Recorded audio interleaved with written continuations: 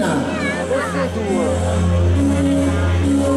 Tante modi di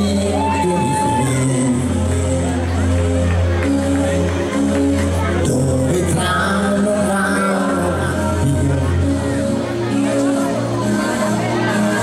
dove l'are popolare è più facile sognare che guardare in faccia la realtà.